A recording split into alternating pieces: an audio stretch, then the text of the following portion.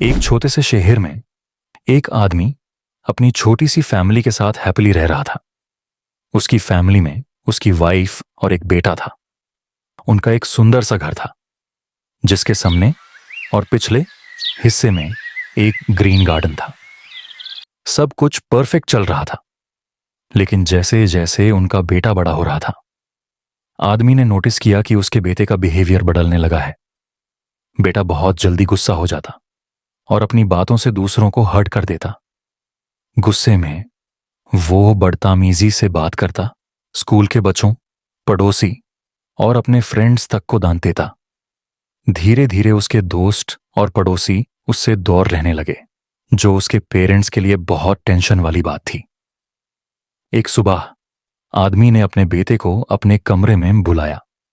उसके दिमाग में एक प्लान था जिससे वो अपने बेटे का बिहेवियर इंप्रूव कर सके। उसने अपने बेटे को एक बग दिया जो नेल्स, कीलें से भरा हुआ था और एक हथौड़ा दिया। उसने कहा, बेटा, जब भी तुम्हारा गुस्सा छड़े, उसे कंट्रोल करने के लिए तुम्हें बैकयार्ड के वुडन फेंस में एक कील ठोकनी होगी।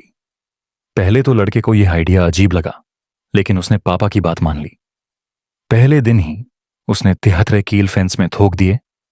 शाम को पापा ने पूछा, बेटा, तुमने देखा कि एक दिन में कितनी बार तुम्हें गुस्सा आया? यह तो काफी अलार्मिंग है।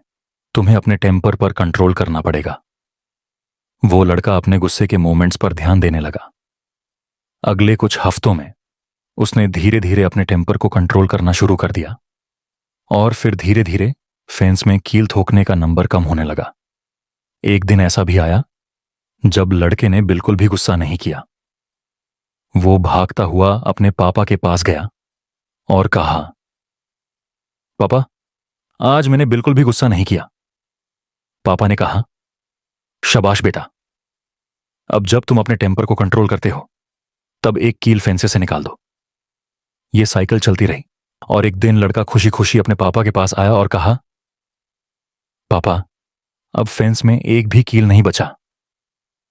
उसके पापा ने उसका हाथ पकड़ा और यूज बैकयार्ड के फेंस के पास ले गए। पापा बोले, बेटा, तुमने बहुत अच्छा किया, लेकिन एक बार ये होल्स देख लो। फेंस पे जितने भी कील ठोके थे, उन्होंने अपने निशान छोड़ दिए हैं। ये फेंस कभी पहले जैसा नहीं हो सकता। जिंदगी में भी जब तुम गुस्से में कुछ कहते हो तो वो शब्द ऐसे ही निशान छोड़ देते हैं। तुम चाहे जितनी बार सॉरी बोलो, लेकिन जो चोट तुम्हारे शब्दों ने दी है वो कभी पूरी तरह से भर नहीं सकती। मॉरल ऑफ द स्टोरी, अपने गुस्से को कंट्रोल करो, वरना वो तुम्हें कंट्रोल करेगा। हम कई बार गुस्से में ऐसे शब्द बोल देते हैं जिन पर बाद में हमें रिग्रेट होता है।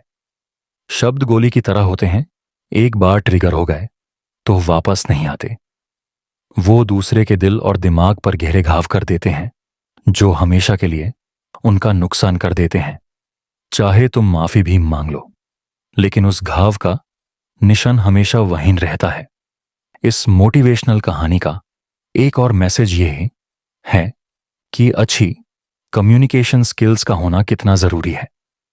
जब तुम अपने शब्दों के चयन पर ध्यान दोगे तो तुम ज्यादा समझदारी और इमोशन कंट्रोल के साथ बात करोगे। इससे तुम्हारी रिलेशनशिप सुधरेंगे और नए रिश्तों को बनाने में मदद मिलेगी। अगर तुम्हें ये कहानी पसंद आई हो तो इससे अपने दोस्तों और परिवार के साथ जरूर शेयर करो। अपनी वैल्यूएबल कमेंट्स नीचे लिखना ना भूलें।